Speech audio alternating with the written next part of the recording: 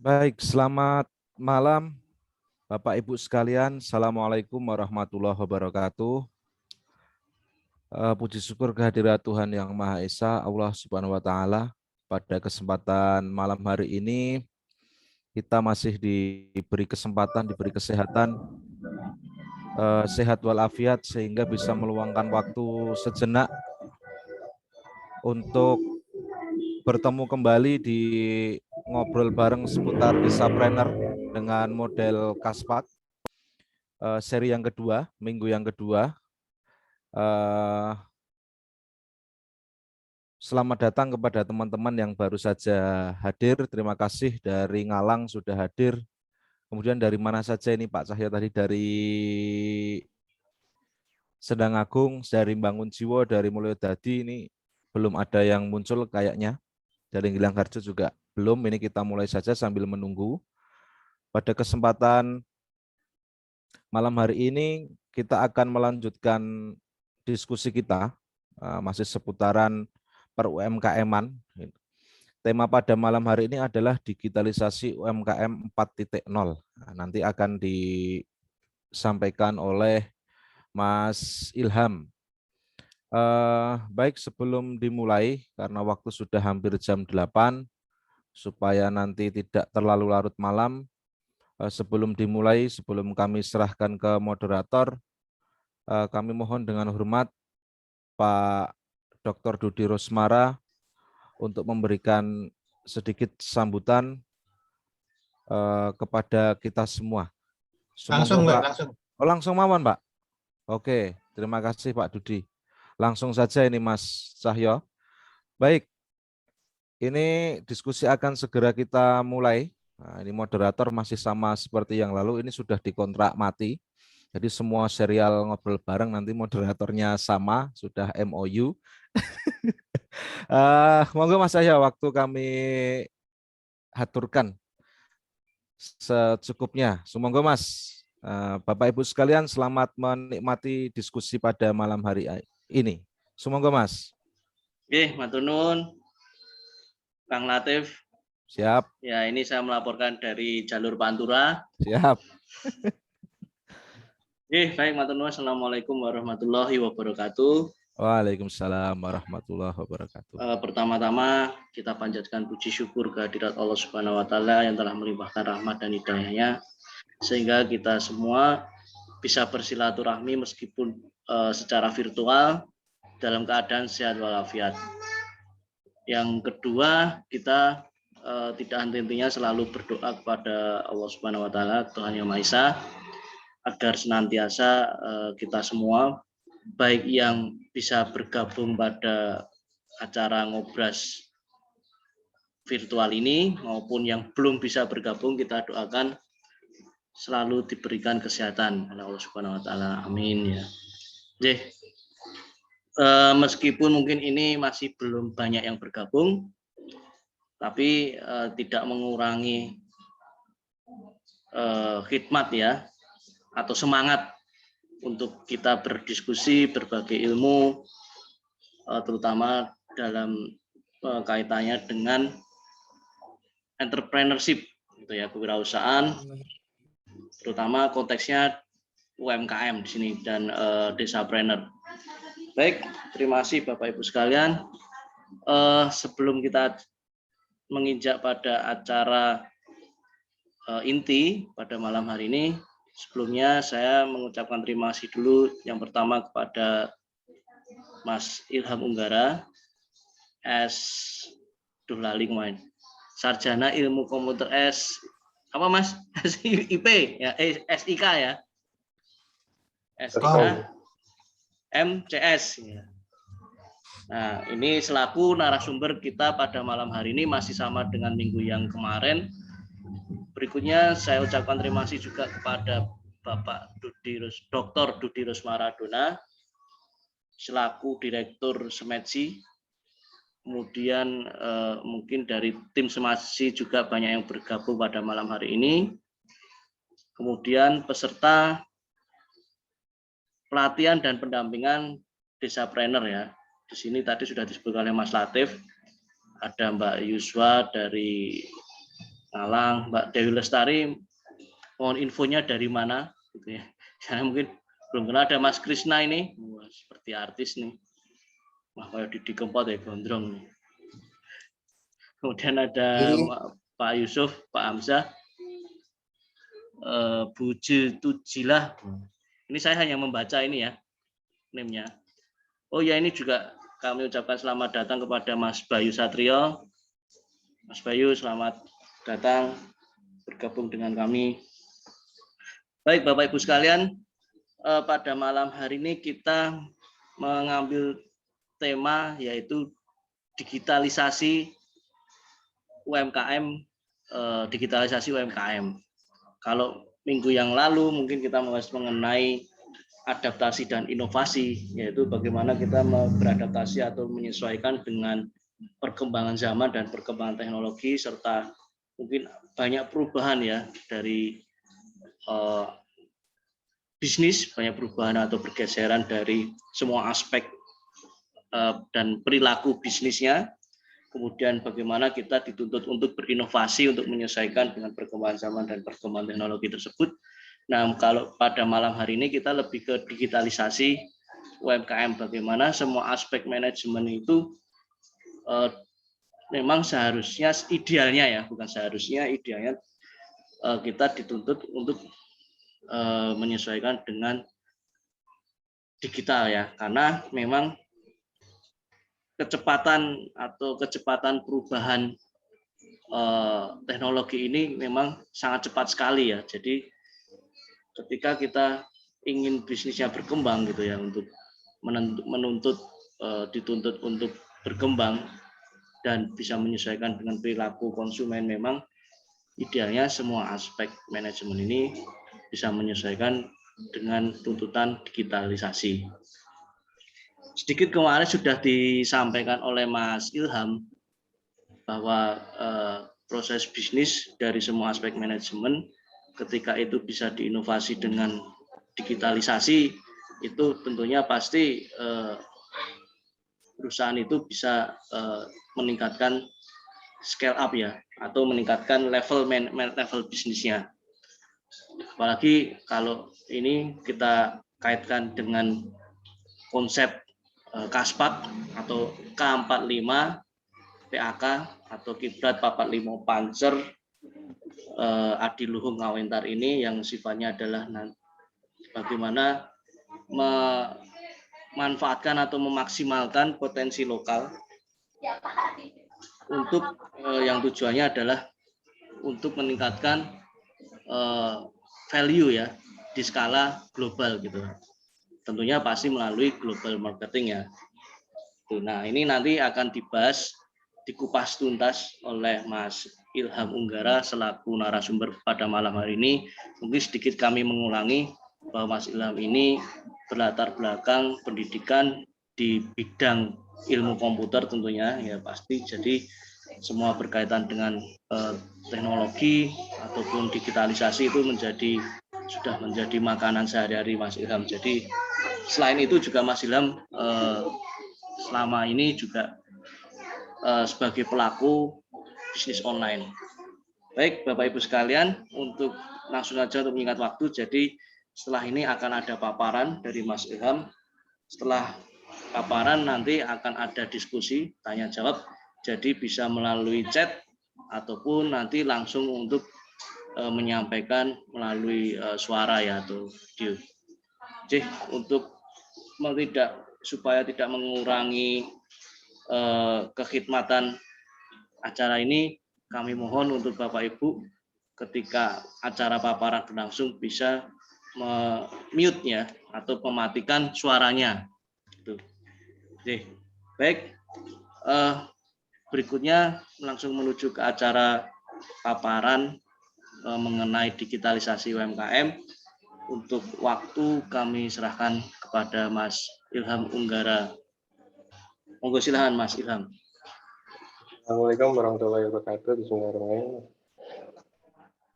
Terima kasih Pak Di selaku Ketua Kaspat, kemudian teman-teman semesti, kemudian teman-teman pendamping maupun teman-teman UMKM binaan Kaspat.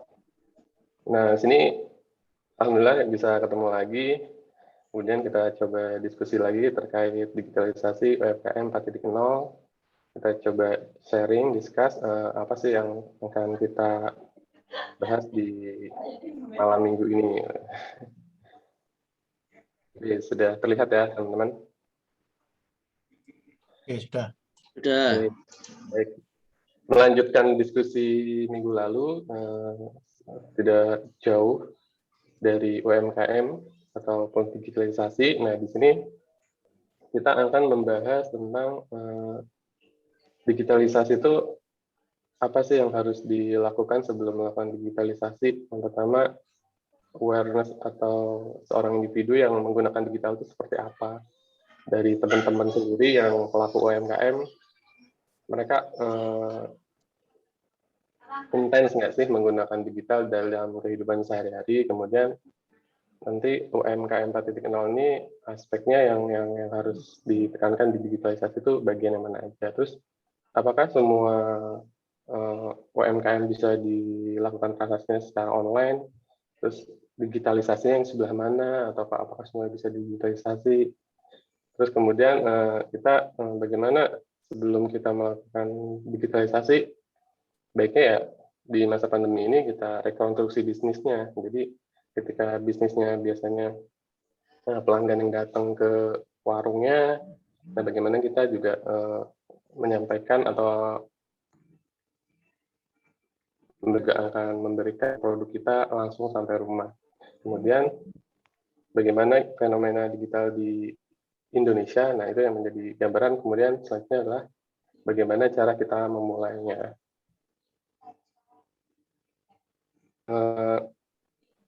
Saya memperlakukan diri saya untuk menggunakan digital selain saya seorang bergelunya di teknologi informasi. Nah, di sini kebiasaan atau keengganan individu ini untuk mengikuti sosial media itu dari pelaku UMKM memang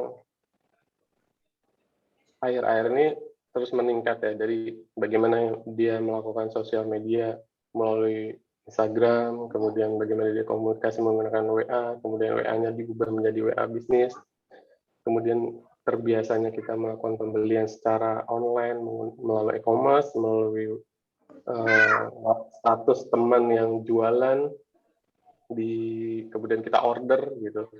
Kemudian bagaimana kita terbiasa dengan melakukan transaksi pembayaran menggunakan GoPay, OVO, menggunakan transfer, menggunakan mobile banking, kemudian kita terbiasa transportasi menggunakan Gojek, Grab atau Grab, Gokar. Nah, itu yang biasa kita jumpai untuk seorang individu melakukan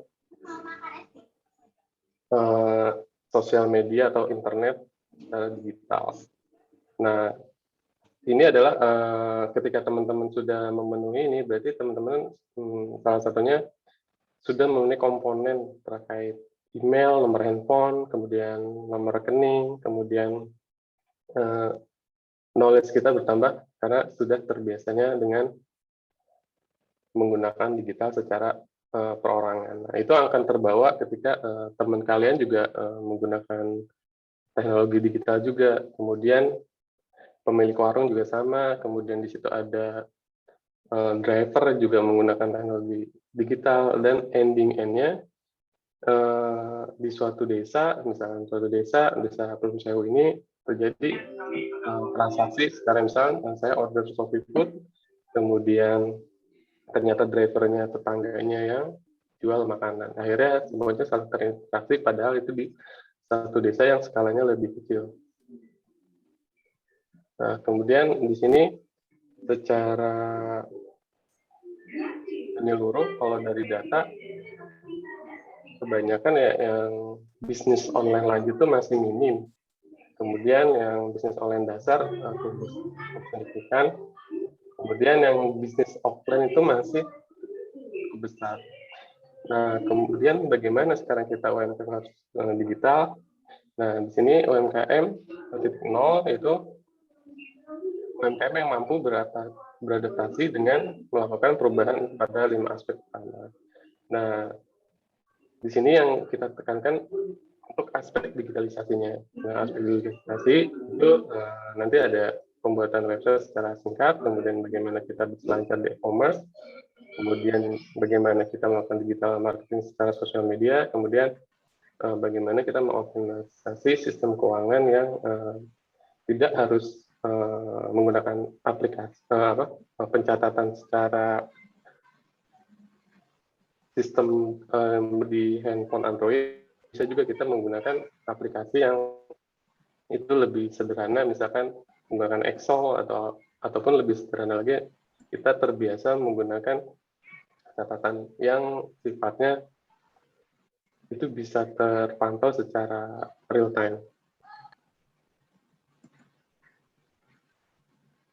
Nah, di sini kita ketika masa pandemi ini, bagaimana sih kita melihat hal ini, kemudian ketika digital, apa sih yang perlu diperbaiki gitu dari proses bisnis kita.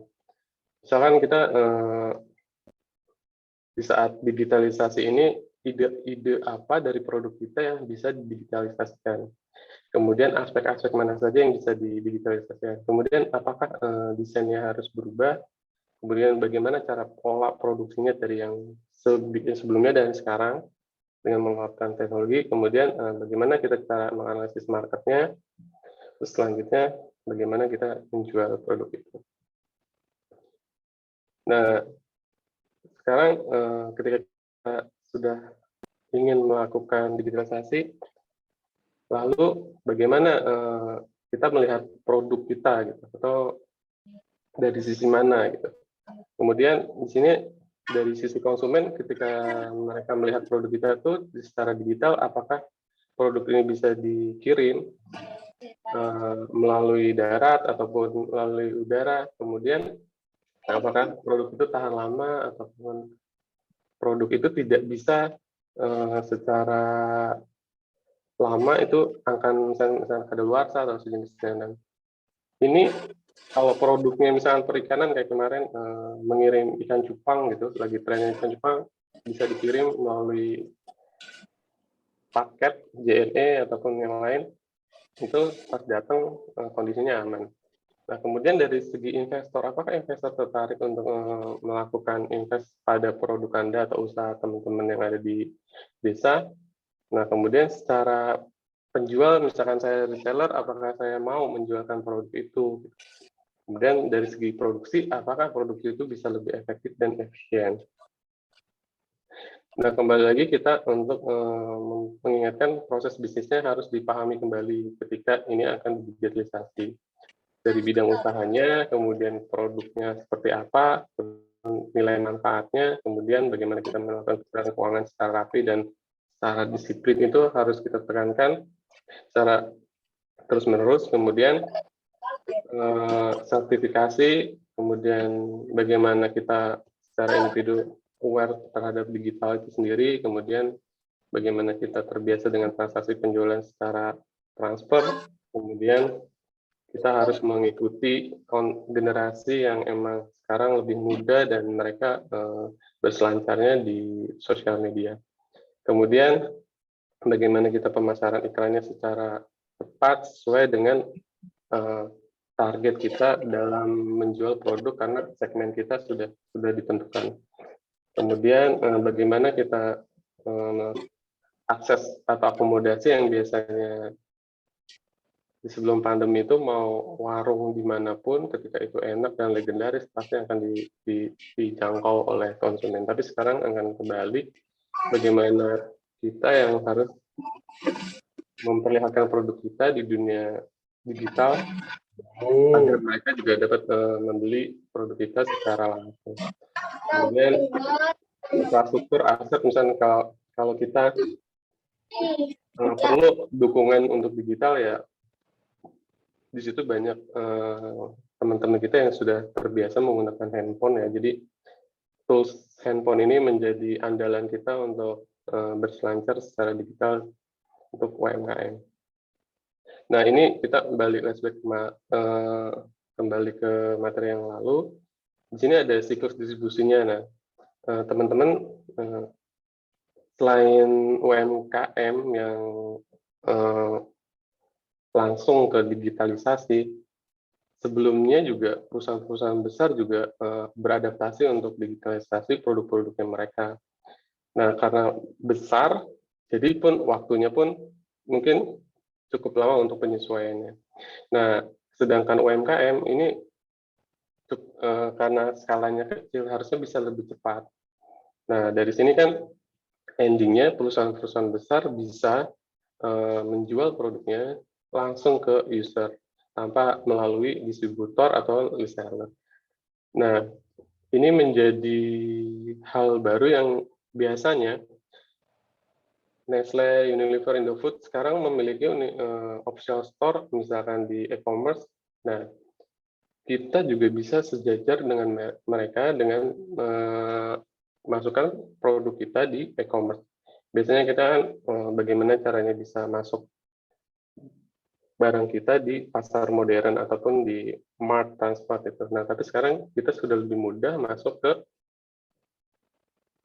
e-commerce dan bersaing atau bersamaan dengan produk-produk yang besar kayak Indofood, Wings, dan jenisnya. Nah, ini menjadi kemudahan kita yang harusnya bisa dimanfaatkan oleh teman-teman. Nah, ini yang menarik ya, kita bisa sejajar dengan official store dan ini menjadi tantangan yang sangat menarik. Dan dengan skalanya lebih kecil, mikro, maka teman-teman bisa ada di Jogja atau tidak.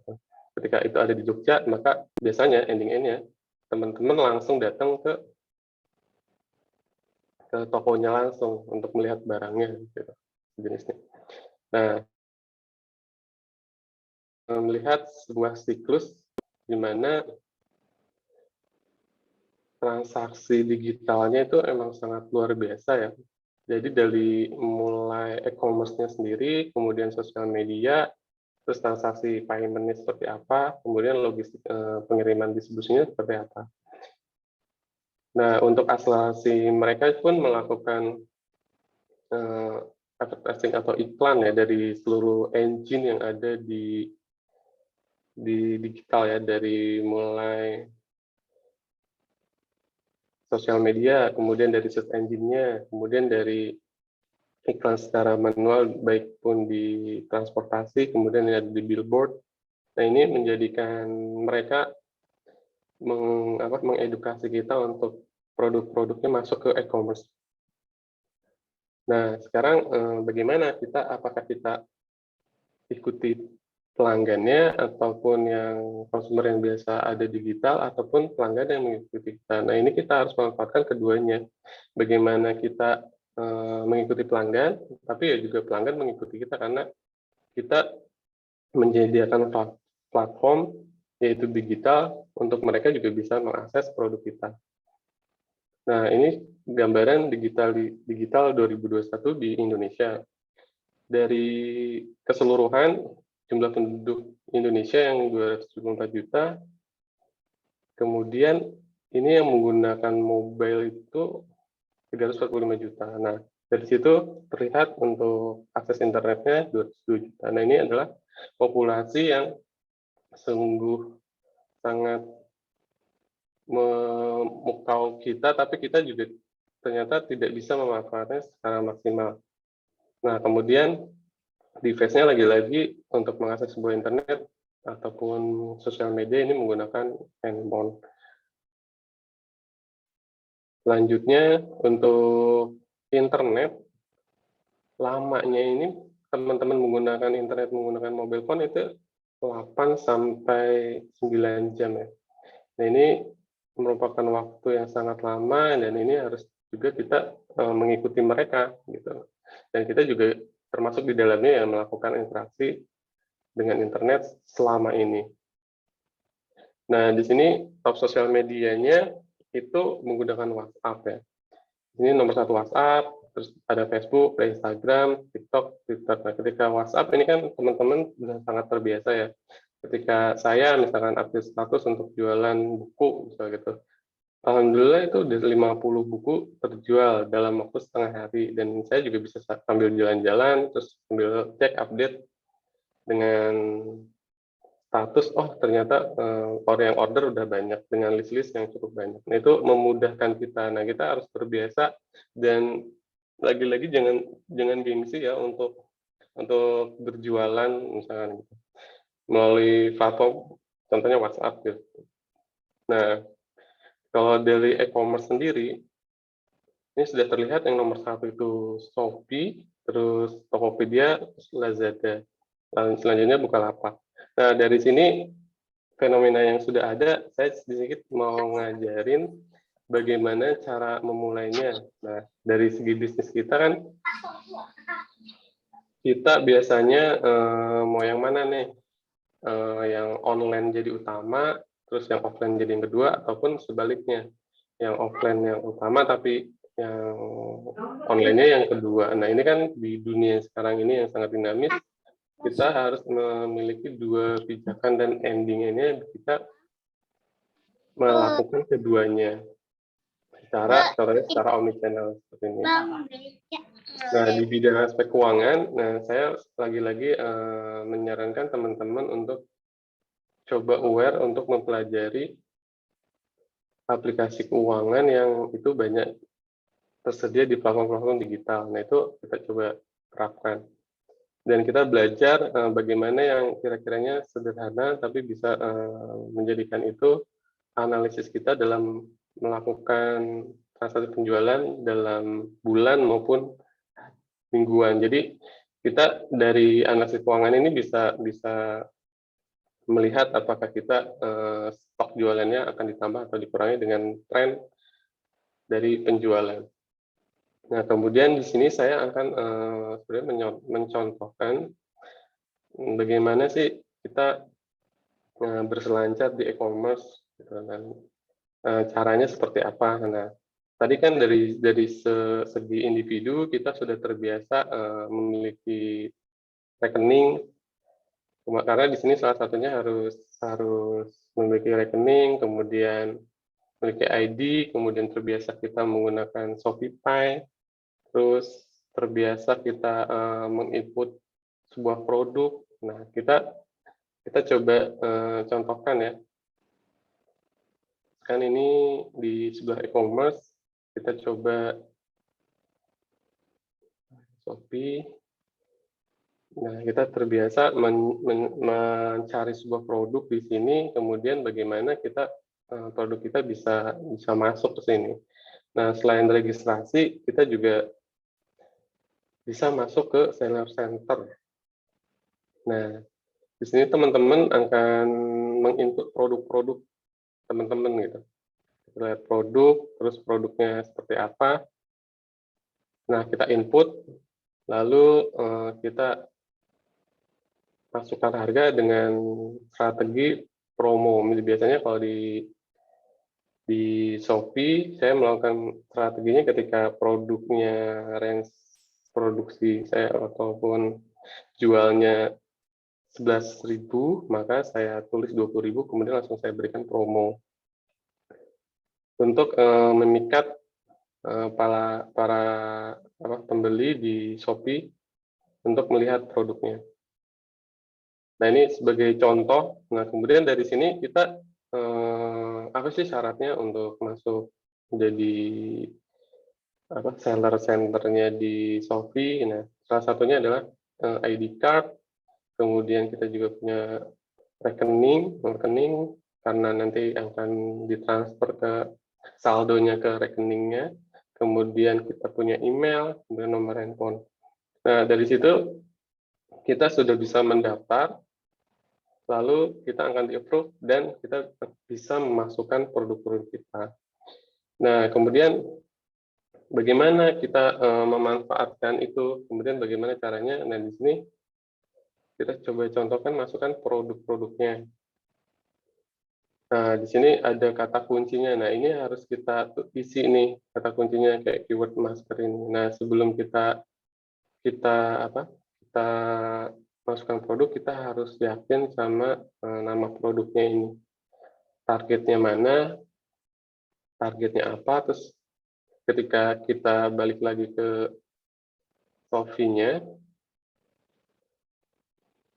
ketika kita nyari produk itu bisa, ini ada, sorry, ini nggak kelihatan. Bentar. Oke, nah ketika kita balik lagi ke Shopee di sini, Shopee utamanya, ketika kita melihat, nah jadi search engine di sini nih, masker ya, di sini. Jadi kita memanfaatkan search engine di sini ketika kita menginputkan nama produk kita.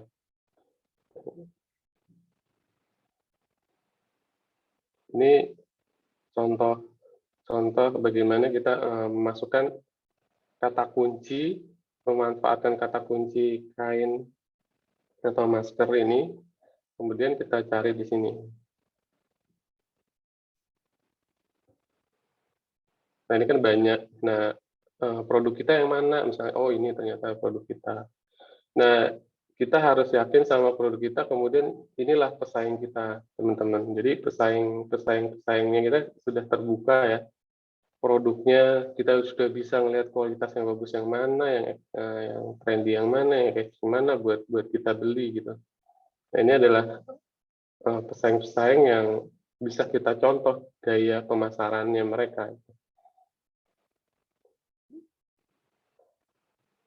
Oke, kemudian ini emang harus ada praktek satu sesi sendiri, kemudian kita coba lagi bagaimana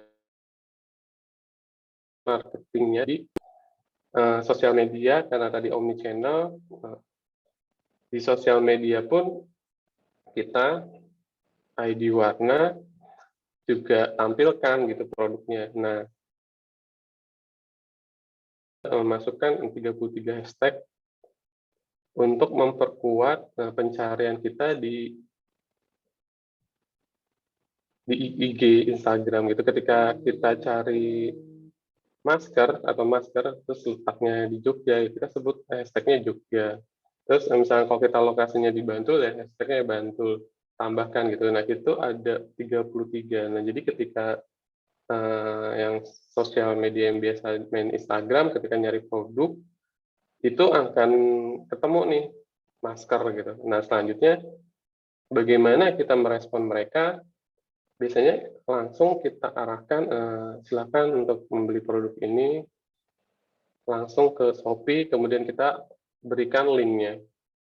Itu untuk apa? Menjaga kepercayaan antar pembeli dan penjual. Karena nanti kita balik lagi ke sini. Nah, nanti disinilah yang menjadi hal yang kita harus sering lihat, yaitu stoknya kita, stok produknya kita. Oke, di situ. Nah, kemudian ketika kita lihat masker sini, nah di sini kita harus pintar-pintar untuk memberikan atau meminta ke calon pembeli kita untuk memberikan sebuah rating bintang. Nah, di sini misalnya bintangnya bintang 5. Nah, kalau teman-teman tadi yang sudah chat di sosial media ataupun di WhatsApp, tolong dong belinya di Shopee. Nah, dengan menggunakan harga yang lebih murah, misalkan ketika saya di sini posting harga 11.000, nah saya akan ngasih harga 10.000 ke mereka, tapi tolong belinya di Shopee. Kemudian tolong juga beri komen yang cukup atau bintang cukup baik ataupun bintang 5. Nah, di situ akan memberikan kepercayaan untuk pelanggan yang lain untuk membeli produk kita, karena di sini menjadi rating yang paling utama sih. Nah, kemudian mereka juga bisa baca apakah produk ini kualitasnya bagus atau enggak. Lanjut dari sosial media, e-commerce, kita lanjut ke Google My Business. Nah, di sini teman-teman setelah punya email, manfaatkanlah emailnya, jangan hanya dipakai buat daftar akun sosial media dan itu tidak bisa, atau Google Android. Nah, manfaatkan, teman-teman bisa melakukan, misalkan kalau itu konsepnya warung, bisa daftar di Google My Business. Kemudian di situ juga bisa fiturnya banyak, ini ada pembuatan website juga. Jadi teman-teman bisa memanfaatkan website sini, kemudian dapatkan penawaran, dan ini kita bisa add nomor WA kita. Dan teman-teman juga bisa langsung bertransaksi menggunakan situsnya. Nah, situsnya kita klik. Nah, nanti kita bisa promokan situs kita di sini. Itu. Nah, teman-teman selaku UMKM sudah bisa punya nih website secara sederhana untuk menampilkan atau memperkuat branding produknya teman-teman. Nah, mungkin dari sini kita akan coba diskusi terkait hal ini. Oke, mungkin itu dari saya. Terima kasih. Saya kembalikan ke Mas Cahyo. Terima kasih Mas Ilham Unggara atas paparannya yang sangat menarik sekali. Baik, mungkin jadi itu tadi yang sudah disampaikan Mas Ilham, bagaimana pentingnya digitalisasi dalam menjalankan bisnis ya, atau usaha kita, seiring adanya perubahan zaman, perubahan teknologi, dan pasti akan berdampak pada perubahan tuntutan pasar ataupun perilaku konsumen. Nah, mungkin sedikit saya cerita, memang saya juga mungkin salah satu pelaku UMKM juga ya. Ketika kita bisa menerapkan atau melakukan digitalisasi di beberapa aspek manajemen, saya kira itu pasti banyak manfaatnya untuk kita sebagai pemilik atau owner bisnis. Ya seperti yang disebutkan oleh Mas Ilham tadi, artinya dari data mungkin kita bisa lebih akurat mendapatkan data, contohnya tentang data laporan keuangan, apakah kita rugi atau laba. Kemudian bisa secara cepat juga kita mendapatkan data-data mungkin berkaitan dengan penjualan, kemudian berkaitan dengan pemasukan atau revenue, omset ataupun pengeluaran. Itu dan bahkan pengalaman saya secara real time, artinya karena sistem informasi manajemennya itu berbasis cloud ya, jadi saya pun bisa mendapatkan dari rumah untuk mengenai data-data atau laporan berkaitan dengan keuangan ataupun operasional. Nah, apalagi sekarang sudah banyak sekali kita diberikan pilihan mengenai aplikasi yang itu berfungsi untuk sistem informasi manajemen juga di beberapa aspek, seperti mungkin aplikasi pencatatan keuangan, kemudian ada aplikasi sistem kasir ataupun aplikasi sistem pemasaran juga. Nah, apalagi memang yang sifatnya kita menyasar target pasar kita adalah global ya, secara global. Artinya berjarak jauh gitu ya. Nah, ini mungkin kalau kita tidak menggunakan fasilitas teknologi ini atau digitalisasi ini ya memang sangat disayangkan gitu ya. Karena kemarin kita sempat mendampingi atau memberikan pelatihan beberapa pelaku UMKM di Desa Planner yang sudah kita dampingi. Ini beberapa memang produknya seperti handicraft atau kerajinan itu yang memang pasarnya atau segmentasi pasarnya itu justru malah orang luar negeri.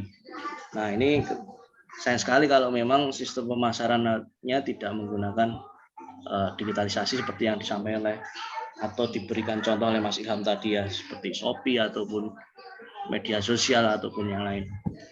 Baik, ya Bapak Ibu sekalian, jadi sekali lagi sangat penting ya menurut saya, UMKM sudah saatnya bertransformasi menuju ke digitalisasi, minimal dari aspek pemasaran gitu ya, minimal gitu ya, seperti yang atau penjualan juga seperti yang disampaikan oleh Mas Ilham tadi. Baik, untuk sesi selanjutnya ini adalah sesi diskusi dan tanya jawab. Saya belum menerima pertanyaan melalui chat, jadi monggo silahkan ada yang mau menyampaikan pendapat ataupun memberikan pertanyaan kepada Mas Ilham, monggo silahkan, kami persilahkan. Ada?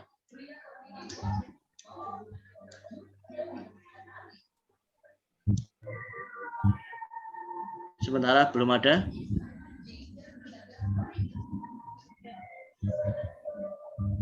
Mungkin dari tidak harus dari peserta, dari bapak-bapak tim Smedsi juga monggo. Sepertinya ini juga ada beberapa dari rekan Mas Ilham ya. Iya, Mas. Monggo kalau ada juga ada mahasiswanya Mas Ilham juga lah di sini. Soalnya ada yang mencantumkan NIM-nya itu ada nomor mahasiswanya ya, NIM-nya, nomor induk mahasiswa. Oke, monggo silahkan ada yang mau bertanya atau menyampaikan pendapat. Karena memang sepertinya juga malah justru dari peserta banyak yang belum bisa bergabung, mungkin ya sesuatu hal ya yang mungkin kita tidak tahu, mungkin ada halangan atau kendala untuk bisa berpartisipasi mengikuti ngobrol seputar wirausaha Desapreneur Kaspak pada malam hari ini. Baik, ada mungkin yang mau disampaikan pada Mas Ilham atau memberikan pendapat atau paparan juga atau bertukar pengalaman, monggo silahkan.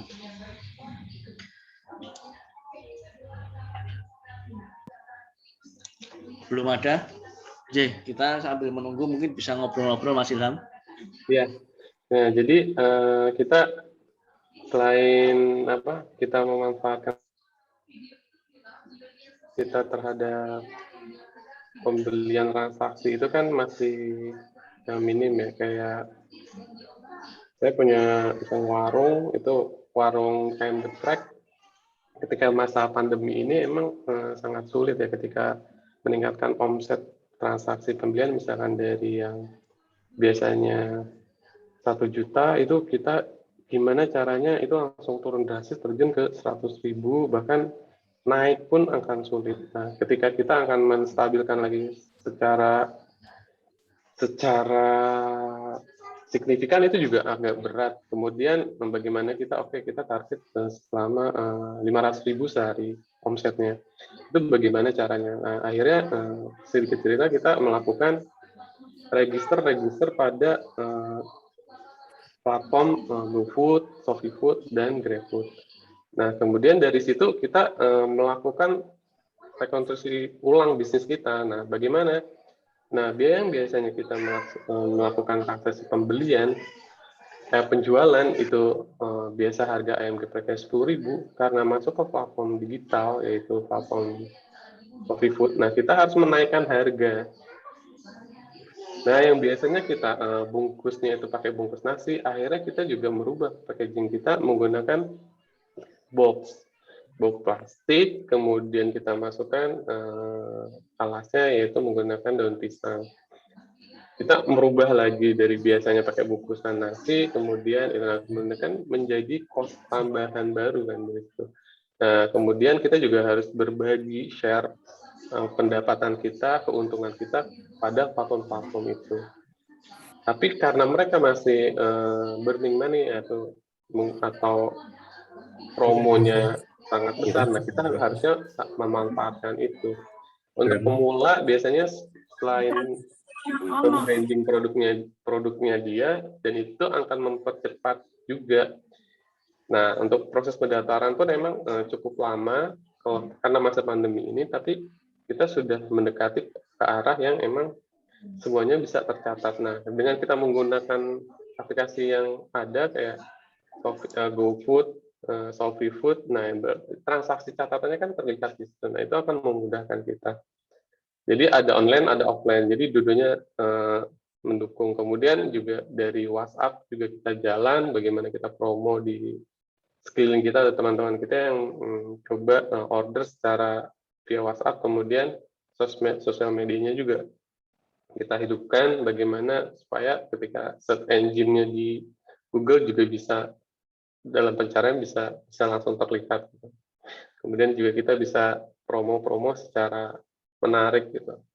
Nah, ketika itu ada mungkin dari Mas Cahyo ada bagaimana ketika tadi terjadinya transaksi pembelian, ternyata temannya dia ternyata di tempat kita, di desa kita juga ternyata ada produknya. Nah, ketika itu di luar platform itu, maka juga kita harus menghitung kos biaya, bagaimana pengiriman kita itu dilakukan secara mandiri, itu gimana biayanya. Nah, itu harus makanya menstruktur lagi dari harga, kemudian dari packaging, kemudian dari transaksi pembayarannya, kemudian dari bagaimana kita melakukan pengiriman produk kita. Nah, mungkin seperti itu. Baik, menarik sekali ya, Mas Ilham. Bagaimana tips dan triknya dan memang manfaatnya juga ketika kita bisa menggunakan teknologi untuk menerapkan digitalisasi. Dan itu tadi memang yang disampaikan oleh Mas Ilham tadi, ya apalagi ketika saat-saat seperti ini kita sedang mengalami pandemi COVID-19 yang dimana kita agak dibatasi ya untuk jarak gitu ya.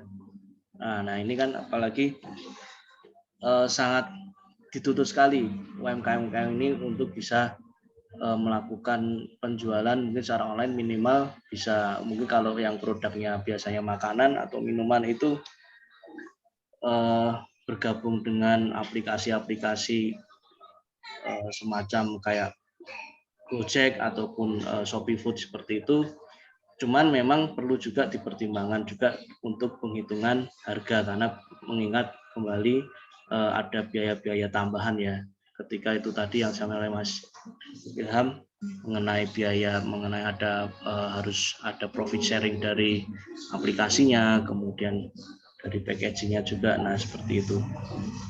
Nah ini juga kenapa sih kami mengadakan ngobras setiap seminggu sekali ini, karena memang berkaitan dengan salah satu program dari tim Kaspat ini kepada Desapreneur, adanya penjajakan atau wacana untuk membuat toko desa ya, yang nanti skala toko desanya ini toko bersama ya, toko bersama UMKM per kelurahan gitu ya, tapi tidak menutup kemungkinan nanti bisa diintegrasikan dengan kelurahan-kelurahan yang lain. Nah, cuman karena banyaknya varian karakteristik produk UMKM ini menuntut kita dari tim Kaspat harus melakukan pendataan dulu agar kita bisa melakukan pengkategorian, bisa memetakan bagaimana strategi pemasaran yang memang efektif. Karena kami berpikir tidak semua platform model bisnis platform itu bisa efektif ya.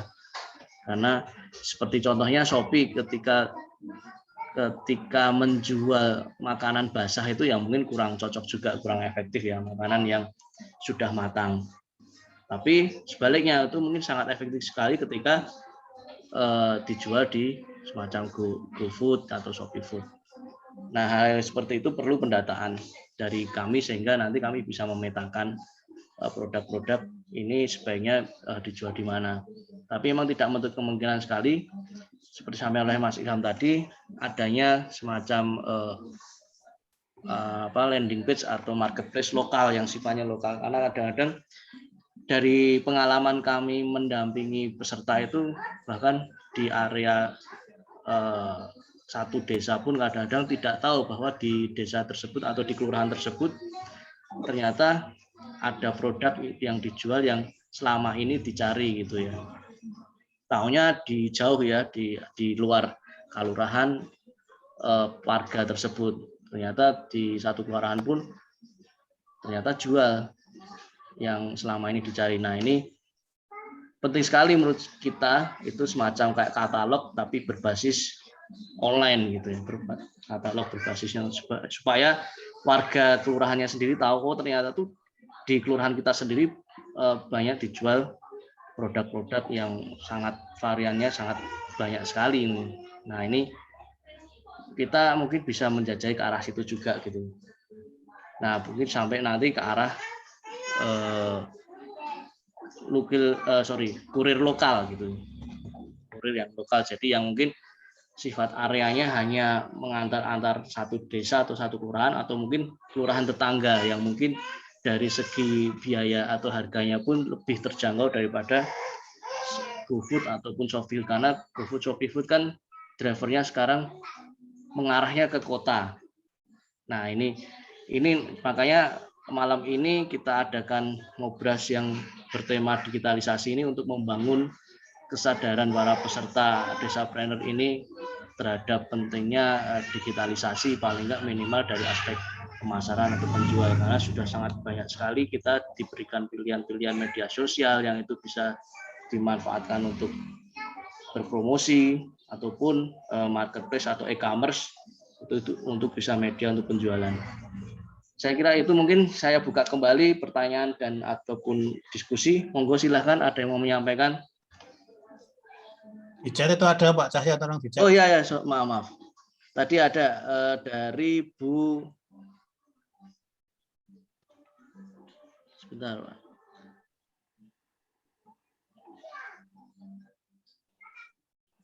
Bu Jil Tujilah ya.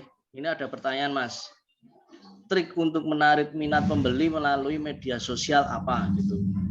Mungkin langsung dijawab dulu sambil menunggu pertanyaannya atau pendapat yang lain. Silakan Mas Ilham.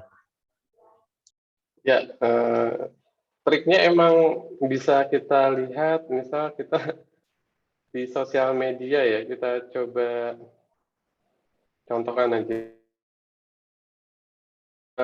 Ibu misalnya produknya apa nih? Gitu. Kalau boleh tahu produknya apa Ibu? Ibu bisa sambil diskusi. Bu, maaf ini namanya agak sebentar. Bu Jil Tujilah. Aduh. Produknya apa Bu? Ini ditanya oleh Mas Ilham. Produk rumah tangga Mas. Biasanya kalau saya itu ada emping melinjo, ada gula Jawa, kayak gitu. Wah, menarik tuh Bu ya. Itu lokal punya. Nah, lokal punya tuh emang sangat menarik. Biasanya Ibu menggunakan sosial media ya? Iya, kadang kalau saya kan baru taraf kecil, hanya lewat status WA atau apa gitu. Nah, statusnya seperti apa? Ya, dijual siapa yang butuh, cuman kayak gitu. Iya. Nah, itu dari lingkungannya terdekat ya. Nah, kalau sosial media, Ibu kan kita bikin sosial media yang sifatnya baru, Ibu. Oh, gitu. Kayak emping, misalnya Ibu terbiasa nggak sama Instagram? Atau biasa main sosial medianya apa? Ya, Instagram, Facebook. Nah, kayak misalnya kalau Instagram ya, misalnya ini anggaplah emping melinjo gitu ya. Nah, ketika ini emping melinjo, ini Ibu bisa nggak ngedesain seperti ini gitu. Nah, misalnya kalau Ibu belum bisa, ada nggak yang lebih mudah untuk melakukan ini? Gitu. Oh, gitu. Desain. Nah, kemudian kalau misalnya Ibu belum bisa, Ibu nanti harus sedikit belajar menggunakan handphone Ibu untuk memelihatkan produk melinjo Ibu ini. Gitu. Dari kalau yang materi kemarin kan kita harus coba belajar desainnya ya, desain apa produknya ini. Misalkan secara singkatnya yang menarik, misalnya ini contohnya. Misalkan ini amplop. Nah, bisa nggak Ibu menggunakan handphone Ibu kemudian memoto produknya Ibu. Kemudian jangan lupa biasanya kalau teman-teman UMKM itu jarang mendeskripsikan produknya. Melinjo ini, kemudian tambah kayak gula, kasih tambah khasiatnya. khasiatnya, terus manfaatnya apa. Nah, kemudian itu kalau bisa detail. Nah, ketika itu di sosial media, ininya dimanfaatkan. Jadi ada namanya hashtag Ibu. Nah, di sini ketika namanya hashtag ini nanti berpengaruh pada pencarian amplop gitu. Misalnya kayak kalau di Instagram kan memperbolehkan hashtag ini itu sebanyak 30. Nah, 30 itu apa aja? Karena Ibu meninjau, nanti tulis nama Ibu, yaitu keripik meninjau. Kemudian gula, misalnya kalau ini satu postingan meninjau ya, terus Jogja. Terus pendukung-pendukung lain, misalnya Ibu daerahnya mana, desa mana, di hashtag-in aja. Terus tagline-nya keripik Ibu itu apa? Enak, gurih, asin, apa? Nah, ini ditulis juga. Nah, nanti di situ akan terpengaruh sama pencarian. Ya, Lebaran.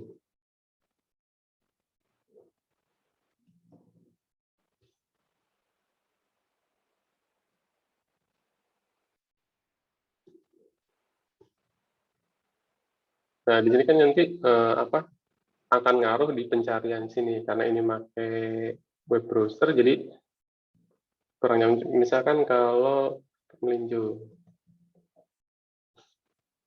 Nah, hashtag ini yang dipakai. Nah, kok muncul. Nah, di sini ternyata banyak Ibu. Nah, mungkin agak sedikit lambat. Ini akan muncul nih. Nah, nanti tuh dari sini akan kelihatan. Nah, nanti ketika mau beli, oh ini udah ada nih. Ini Bu, seperti ini Bu. Ini banyak nih ininya. Nah, ketika kita sudah ada di sini, kayaknya produk Ibu bisa masuk ke Shopee ya. Nah, di sini kan ada nomor handphonenya. Ini nggak ada nomor handphonenya nih. Berarti harus chatting. Nah, kalau di saya, itu ada tuh. Nah, ketika udah transaksinya secara chatting gitu, biasakan untuk saling percaya, itu ada platform transaksinya yang pihak ketiga. Misalnya kalau saya mau beli karena nggak kenal nih, kalau kenal kan biasanya masih oke. Tapi kalau pembeli baru kan biasanya harus percaya dulu, kemudian ajaklah datang ke rumah atau misalnya membelinya secara gede atau bertransaksinya di Shopee ini melalui ini. Misalkan kalau emang belum bisa si pembelinya ya coba rata-rata yang teman-teman yang udah biasa main di sosial media kayak Instagram untuk membeli sebuah produk biasanya juga dia punya akun di Shopee seperti itu. Nah, kemudian di Shopee juga kita harus ini harus mengisikan ini. Nah, kemarin tuh ada temen nanya kalau di marketplace nanti izin produk makanannya seperti apa padahal kita belum punya gitu. Nah, nggak usah khawatir, di sini kita bisa masukkan produk kita ketika milih produk jenisnya apa, di situ belum ada fitur yang namanya masukkan nomor halal contohnya, terus ataupun dari dinas kesehatan nomor-nomor itu belum dimasukkan. Jadi nggak usah khawatir, kita bisa menjual produknya. Yang penting kita memberikan produk yang benar-benar berkualitas di e-commerce. Mungkin ada pertanyaan Ibu untuk yang Instagram? Ya, sementara itu dulu Mas, makasih. Nanti kita cobanya. Ya.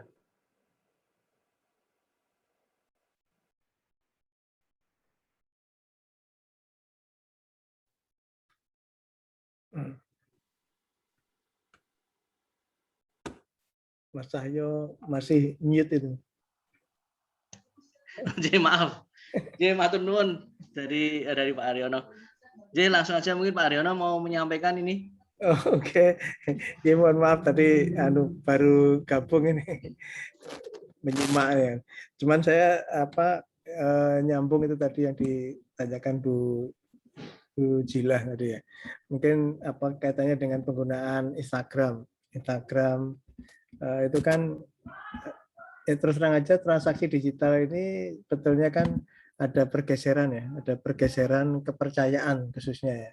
Kalau kita transaksi konvensional face to face kan kita yakin ya, yang jualan tuh Mas Ilham atau Mas Cahyo atau Pak Dudi atau Pak Nur misalnya, itu kan kita udah ngerti, oh ini kira-kira apa barangnya seperti apa, langsung bisa lihat, mungkin bisa ngicipi kalau tadi emping pinju misalnya.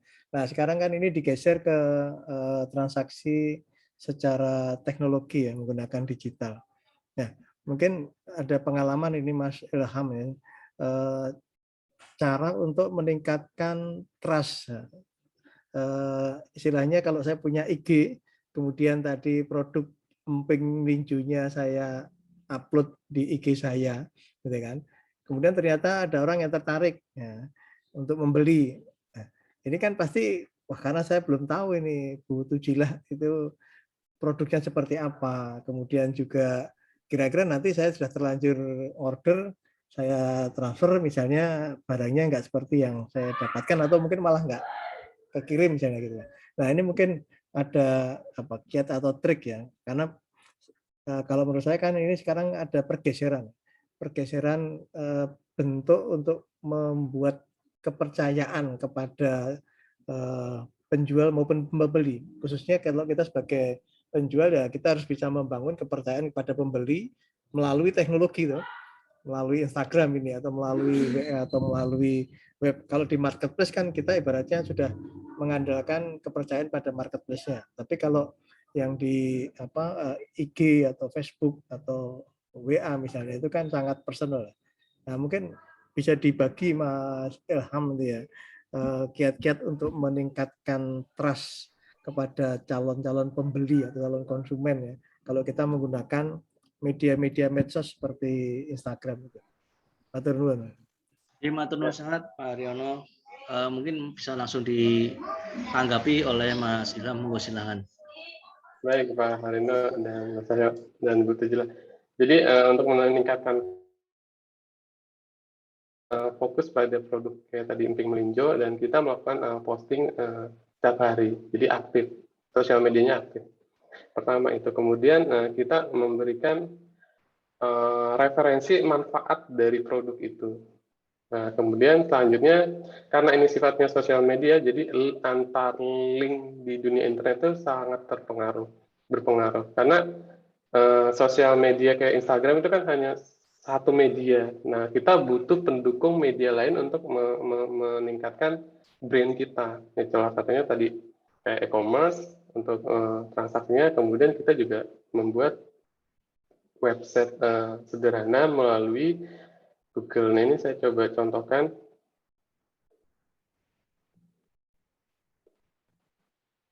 Nah, tadi selain manfaatnya, kemudian transaksinya satu, kita harus posting secara rutin ya dan rajin, kemudian memberikan manfaatnya, kemudian detail rincian harga biayanya, kemudian kita memanfaatkan akun email kita di platform yang lain gitu. Misalkan kalau ada Instagram, berarti kita juga harus mendukung di Facebook-nya.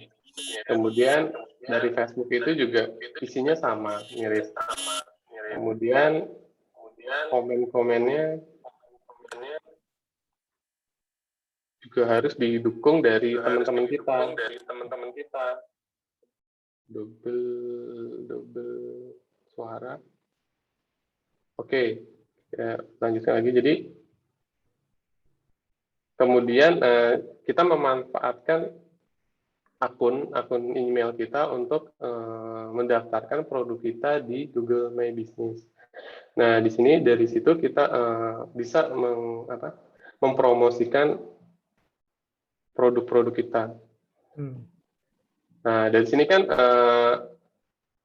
biasanya kalau itu ingin membeli, biasanya kita harus mereviewnya ke platform yang lain. Apakah ini benar?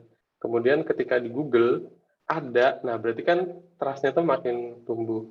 Kemudian biasanya ketika itu sudah terlihat, ini kita masukkan misalnya keripiknya tuh jenisnya macam-macam gitu. Nah ini kita inputkan di sini Google My Business. Kemudian nanti salah satu yang paling enak itu adalah meminta tolong ke teman-teman terdekat kita untuk mereview produk-produk kita.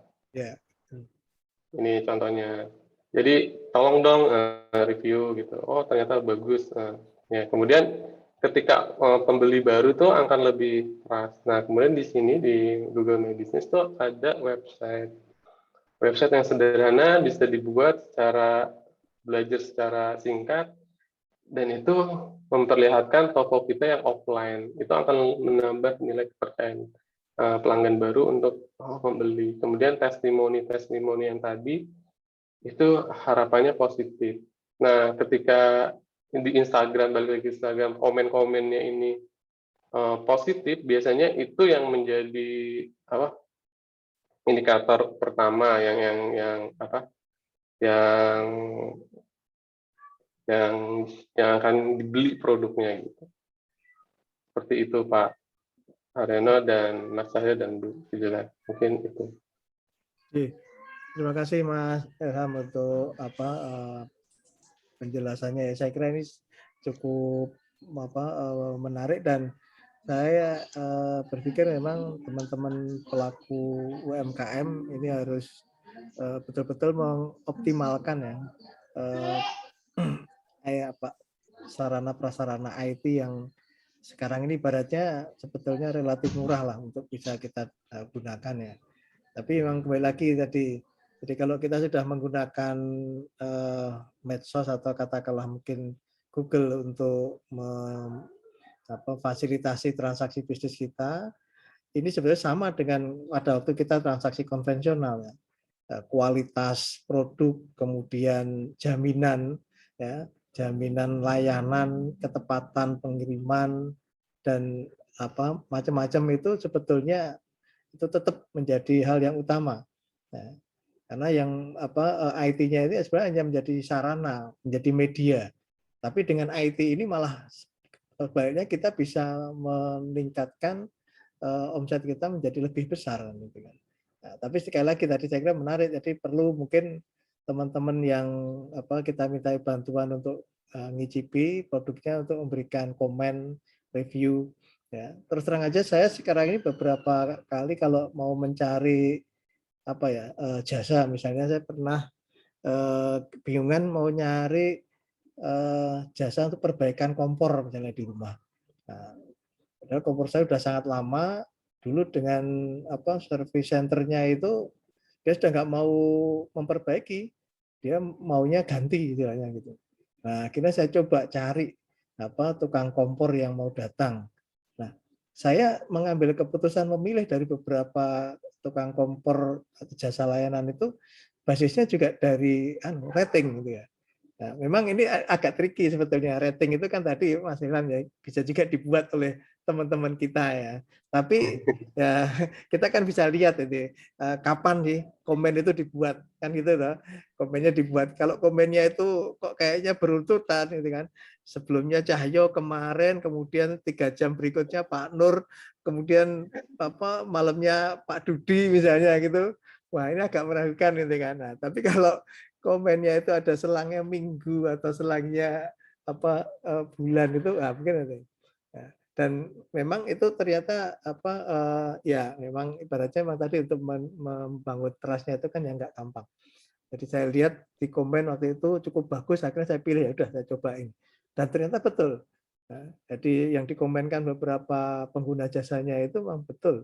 Jadi orangnya sangat bagus dalam memberikan pelayanan, dan akhirnya sekarang menjadi istilahnya yang kita andalkan. Nah, kalau ada sesuatu pasti kita kontak. Ya, jadi sebetulnya momen yang baik menurut saya di masa pandemi ini, di mana orang membutuhkan sesuatu dan kita tidak harus istilahnya ketemu langsung, tapi kita bisa mendapatkan layanan terbaik. Ya. Jadi sebetulnya kalau saya dulu juga berpikir apakah Instagram, Facebook itu kita berani ya untuk transaksi ya. Tapi ternyata dengan kondisi pandemi ini ya beberapa kali saya beli ikan cupang misalnya itu ikan cupang ya melalui Instagram itu saya lihatnya kalau di Instagramnya ikan cupang itu yang mereka punya dia aktifnya itu kapan kira-kira? Terakhir aktif, terakhir update itu kapan? Nah kalau dia itu sering update, oh ini bisa diandalkan. Tapi kalau update-nya sudah setahun yang lalu, itu kita harus mikir lah. Makanya teman-teman pelaku UMKM ini kalau kita mau memanfaatkan media digital ini, kita perlu katakanlah itu melakukan update. Ya, sekarang di Instagram percupangan itu mereka modelnya malah hampir tiap hari melakukan lelang. Nah, itu kan. Jadi ada ikan cupang dan dilelang, mulai dari 20.000 misalnya atau 15.000. Nah, nanti cut off-nya sehari atau 2 hari. Menarik ini. Kutut, Mas. Ya? Kutut. Putus. Kutut. Kutut. Oh, kutut. Nah. Aku harus beli jalak Bali deh. Jalak Baliku mati. Jadi kira-kira gitu. Sharing sedikit. Atur. Oke, matur nuwun sekali dari Pak Haryono. Menarik sekali nih pengalaman yang disampaikan oleh Pak Haryono. Ini mungkin buat peserta Desapren yang belum kenal, Pak Haryono ini dosen Fakultas Ekonomika dan Bisnis UGM. Beliau juga jadi sesepuh kami di Semeji. Jadi memang resiko untuk transaksi melalui bisnis online ini adalah memang resikonya adalah tentang trust ya, atau kepercayaan gitu. Banyak sekali kejadian mungkin penipuan ataupun yang lain gitu. Jadi memang salah satu strategi harus diterapkan oleh UMKM, salah satu strategi untuk melakukan bisnis online ini membangun kepercayaan.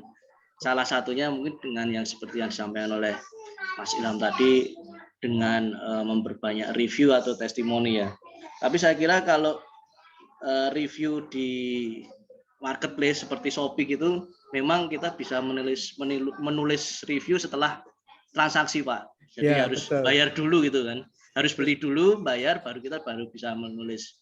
Saya kemarin pengalaman sempat terakhir ini beli sesuatu barangnya berbau elektronik gitu kan.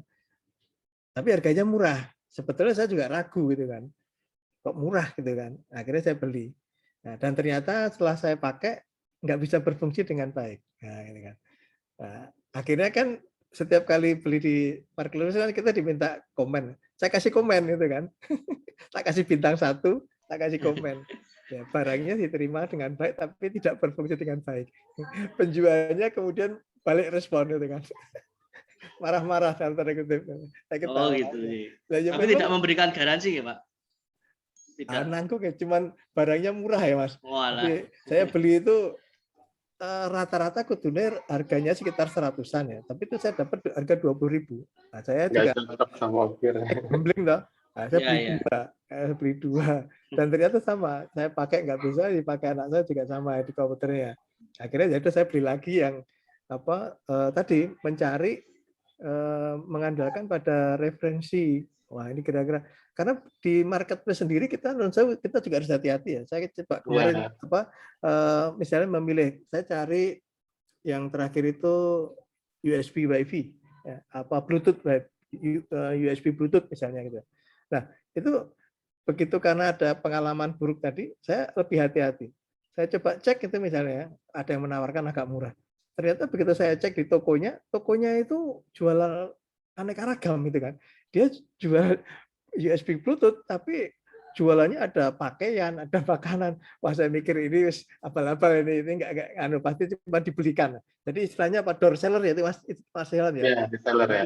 Cuma main door seller aja. Jadi kita itu sebetulnya di dunia digital ini enggak punya barang pun kita bisa jualan. Gitu. Kita beli di Alipay, kita jual di Amazon misalnya, atau beli di Bukalapak, kita jual di Tokopedia. Itu bisa juga terjadi gitu kan. Jadi kita nggak punya barang tapi kita bisa jualan.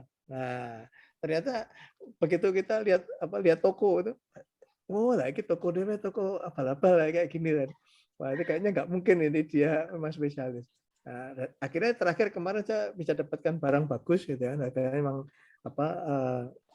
ya standar lah, tapi dengan melihat referensi tadi. Oh ini memang tokonya toko spesialis untuk yang barang-barang komputer misalnya, kemudian komennya bagus, ya, ratingnya bagus gitu. Nah saya yakin, saya coba dan saya juga langsung saya beli dua lagi, saya bilang itu. Pokoknya kalau saya sendiri mikirnya pengalaman bertransaksi digital itu ya kalau kita belum trust, kita ya belinya dengan harga dengan nilai yang tidak terlalu mahal dulu ya. Karena kalau langsung nilainya mahal ya nanti kecewa gitu kan. Jadi kira-kira itu mungkin berbagi pengalaman. Makanya saya berharap teman-teman Semersi bisa semakin mendorong mengoptimalkan teman-teman UMKM karena masa pandemi ini kayaknya kita juga belum bisa mengukur akhirnya sampai kapan. Itu kan kita nggak ngerti ya. Jadi mau nggak mau kita harus menggunakan media digital untuk bertransaksi. Nah, salah satu hal yang baru kita lakukan tadi memang secara non digital itu kita harus memberikan garansi dulu, garansi produknya, garansi kualitasnya, garansi layanannya, ya, garansi pokoknya janji-janji baik itu kita harus pegang betul. Nah, itu kan. Termasuk meyakinkan pembayarannya aman istilahnya kan gitu kan. Nah, baru kemudian ya tadi kita mencoba untuk menggunakan media digital ya dalam konteks untuk marketing juga, mungkin teman-teman yang terkait diminta untuk memberikan respon. Kalau nggak salah ya Mas Ulham, kalau kita memberikan komen di aplikasi atau di Google itu kan nggak bisa di-delete itu ya. Iya, Pak. Nah, itu makanya juga harus hati-hati. Jadi kalau kita sudah mau masuk ke transaksi digital, tapi kita belum siap, ya sehingga orang kecewa tadi langsung ngasih bintang 1. Nanti yang kedua bintang 2, bintang 1 lagi, kacau nanti itu. Untuk menaikkan image itu berat. Ya. Iya. Kalau yang Google My Business tadi itu itu juga free ya Mas Ilham ya? Free Pak, jadi kita bisa manfaatkan dengan akun email kita yang sudah kita punya. Harus Gmail juga? Gmail. Oke. Ya, saya kira itu bisa dimanfaatkan untuk teman-teman UMKM ya. Termasuk juga WhatsApp Business ya. Saya nggak tahu kalau WhatsApp Business itu bayarnya berapa ya kita ya. Karena di WhatsApp Business kan bisa membuat katalog ya. Ya, bisa buat katalog. Nah, jadi itu saling terkait dari yang tadi Google My Business, kemudian itu dilingkan dengan katalognya kita. Sama pun yang di sosial media juga kita nanti masukkan nomor WhatsApp kita. Nah, ketika pembeli men-save, oh berarti ada katalognya, itu akan menambah trust. Iya, betul. Mungkin kalau saya lihat dengan menggunakan WhatsApp Business itu mereka cukup efektif juga. Jadi kita bisa langsung pilih barang apa yang dia tawarkan, berapa harganya misalnya. Kemudian bisa memasukkan misalnya kalau kita beli sesuatu komponennya apa, itu kan dia bisa tuliskan di situ. Saya kira cukup efektif lah untuk mempermudah konsumen mencari produk kita. Yes. Dan ada WhatsApp Business, ada ini juga Pak, auto replay-nya juga ya. Iya, auto replay. Sudah kayak CS profesional ya. gitu. Betul, ada auto replay. Tapi saya nggak tahu itu kalau WhatsApp Business itu sampai berapa ya untuk istilahnya langganan atau biaya yang kita bayarkan? Ada biayanya Mas Ilham? Masih free Pak, masih free Pak. Oh, masih free ya? Ya. Kalau masih free ya saya kira teman-teman pelaku UMKM ada baiknya untuk memanfaatkan di WhatsApp Business itu. Cuman nomornya itu nggak bisa sama dengan nomor ini ya Mas ya, WhatsApp yang bisa, biasa ya. Jadi, masih udah bisa Mas. Jadi dialihkan. Jadi misalkan kalau emang kita benar concern emang jualan nomor itu gitu, biasanya itu langsung jadi WhatsApp Business gitu. Jadi teman-teman kita yang sudah punya. Mas saya satu aplikasi satu nomor kan Mas? Ya. Mas saya satu nomor itu hanya bisa WhatsApp pribadi atau WhatsApp bisnis gitu ya Mas saya. Iya. Oke, nggak bisa double lah kita. Iya. Ya, karena emang kita fokusnya di bisnis gitu, bisnis. Ya. Dan itu kan bisa terintegrasi terlinkkan dengan Instagram ya. Bisa Instagram, bisa marketplace kita, bisa hal yang lain. Jadi di sini dari Pak Haryono sebagai pembeli dan saya sebagai penjual yang melakukan trik-trik untuk meningkatkan trust tadi. Iya, betul. Bahkan pengalaman ketika produk saya ada bintang 1 lah, saya langsung memberi respon, terima kasih atas komentarnya, dan mudah-mudahan saya bisa memperbaiki produk saya dan layanan saya. Cukup jawab itu aja. Ya, Tapi kan teman-teman kita sudah mendukung kita. ya. Nah, Termasuk jadi, mungkin kita mau dalam tanda kutip rugi ya, misalnya kita bisa langsung respon, ya, oke lah, kalau Bapak tidak berkenan silahkan diretur misalnya gitu. Meskipun dia mau retur atau tidak, tapi di komen itu kita bisa menanggapi dengan baik, itu istilahnya menaikkan bintangnya toh. Iya. Baik, terima kasih. Menarik sekali ya. Ini ada tambahan pengalaman dan ilmu dari Pak Haryono ketika mungkin memberikan testimoni ketika pengalamannya membeli produk melalui marketplace atau e-commerce ya. Sebenarnya saya juga sama sih, ketika kita memilih toko di e-commerce itu pasti yang kita lihat tuh reviewnya, kemudian foto-fotonya, kemudian termasuk mungkin konsistensi dia penjual produk apa sih gitu loh. Jadi apakah produk sejenis atau yang macam-macam tadi, justru malah kita jadi ini tenan orang gitu ya, mikir gitu. Jadi baik, ini intermezzo sedikit. Jadi ada pesan dari Pak Dudi. Pak Dudi sudah mengupload materi pada malam hari ini di fitur chat ini ya, di fitur chat Zoom meeting ini, sehingga bisa di-download oleh Bapak Ibu sekalian. Oke, monggo, mungkin ada lagi yang lain mau bertanya atau menyampaikan diskusi. Silahkan. Oke, saya Mas Yahya. Oke, monggo Pak Dudi, silahkan. Mungkin pertanyaan saya lebih ke marketplace ya. Jadi memang tadi benar, yang punya pengalaman buruk itu Mas Latif itu loh. Jadi dia beli buku itu murah. Ternyata fotokopian. Orang terima bajakan tapi fotokopi. Nah itu memang kadang-kadang ya seperti itu. Pertanyaan saya ke Mas Ilham Mas, dari sekian banyak marketplace ya kan, dari Tokopedia, ada Shopee, ada Bukalapak, ada Blibli, ada Lazada, itu menurut pengalaman Mas Ilham adakah tersegmentasi? Jadi contohnya gini, misalnya mau jualan Jalak Bali atau Kutut Manggung itu sebaiknya ke Tokopedia atau apa, terus kalau jualan dasar apa itu kira-kira ada nggak yang meskipun itu sifatnya mungkin dinamis ya. Nah itu kira-kira ada nggak kiat-kiat. Jadi kalau barang cewek itu Shopee, kalau cowok monggo Mas. Ya, jadi menarik. Silakan Mas. Ya, sangat menarik. Jadi Lazada, Tokopedia, Shopee itu tuh emang punya segmennya sendiri. Jadi punya segmennya sendiri, dia yang segmen yang kalau Lazada itu lebih ke premiumnya, menengah premium. Kalau Shopee itu lebih menyeluruh. Kemudian kalau Bukalapak tuh dari yang tingkat bawah sampai menengah. Nah, kemudian kalau Tokopedia itu hampir menyeluruh, tapi lebih fokus ke tengah menengah gitu. Nah, untuk kayak tadi produk Jalak Bali dan segala macam. Nah, itu balik lagi ke ke forum yang biasa kunjungi. Nah, untuk produk-produk seperti itu biasanya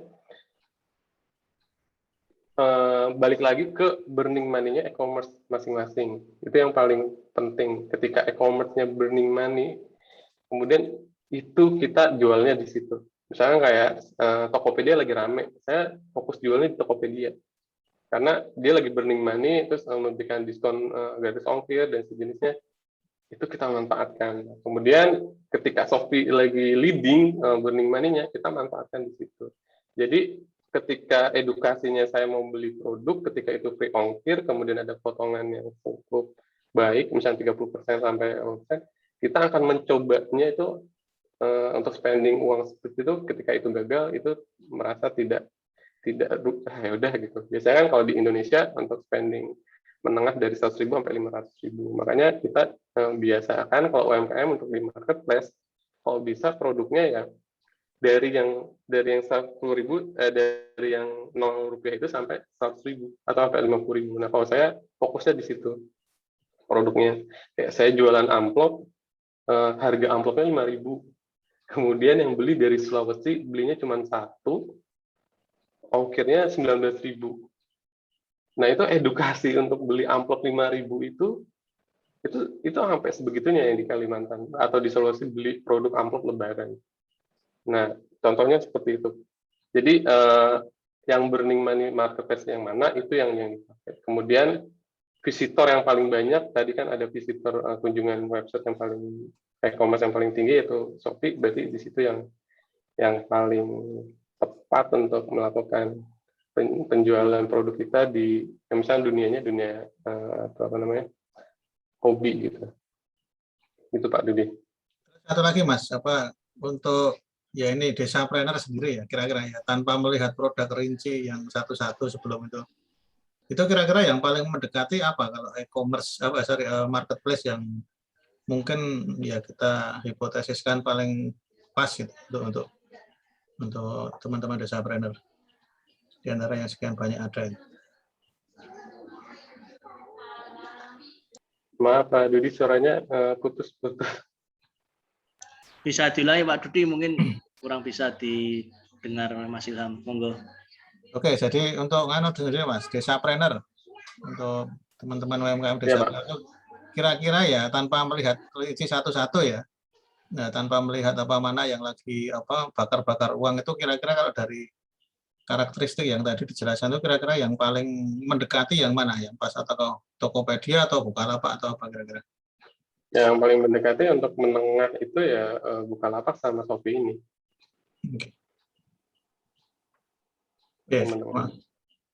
Oke, saya kira cukup Mas. Terima kasih. Baik, matur nuwun Pak Dudi atas pertanyaannya. Mungkin ada lagi dari yang lain, Bapak-Bapak Ibu sekalian yang lain.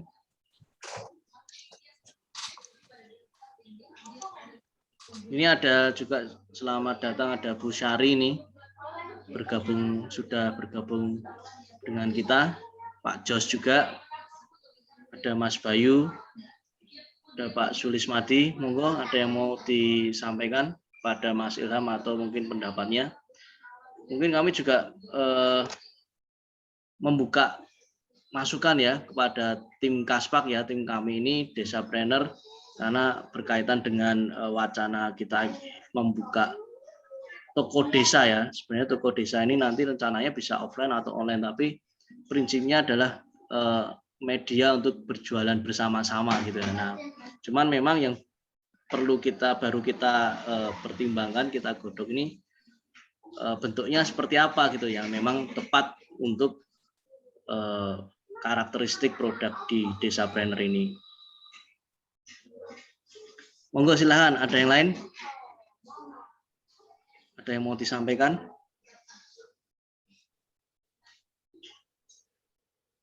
Ya, menarik sih terkait apa tadi ya.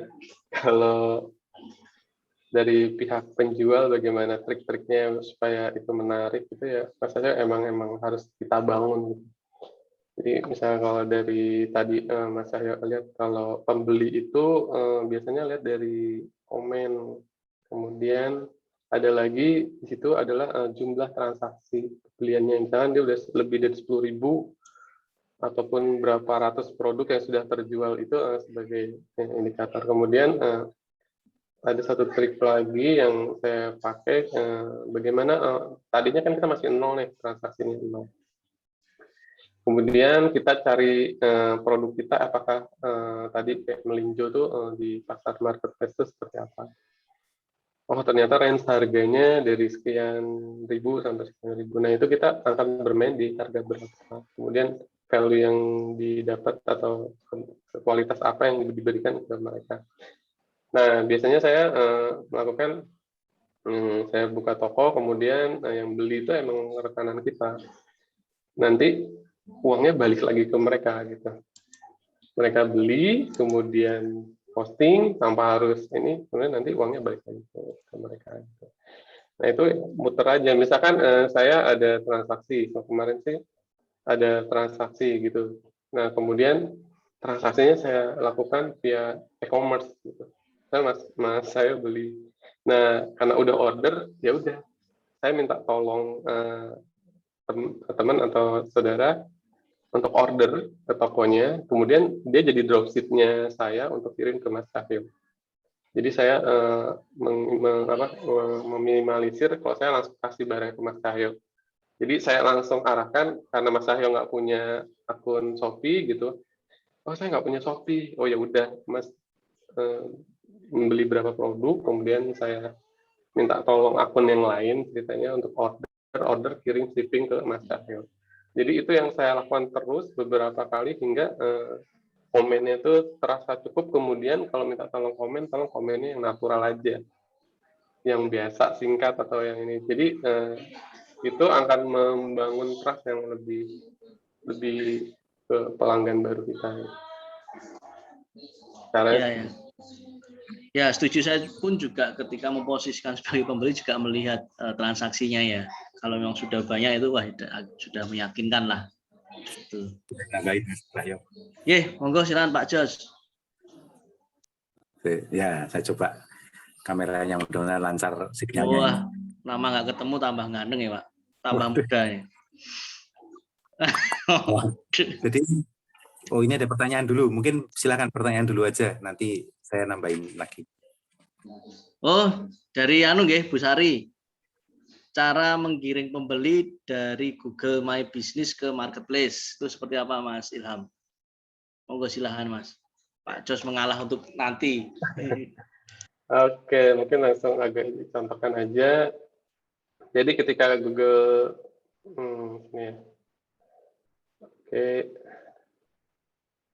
Nah, jadi ketika bisnisnya Ibu, misalnya bisnis apa, misalnya contohkan di sini warung ayam geprek, misalkan kita punya akun, kan kita googlingnya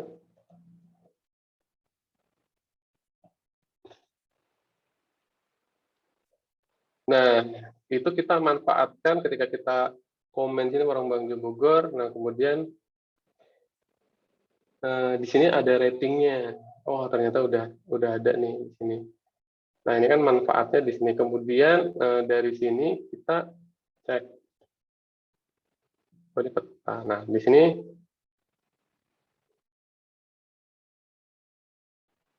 yang sangat lengkap ya, misalkan dari sosial medianya apa.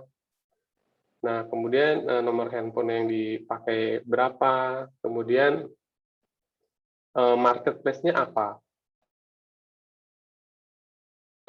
Tadi di sini saya contohkannya misalkan ID warna. Nah, jadi misal tokonya ini.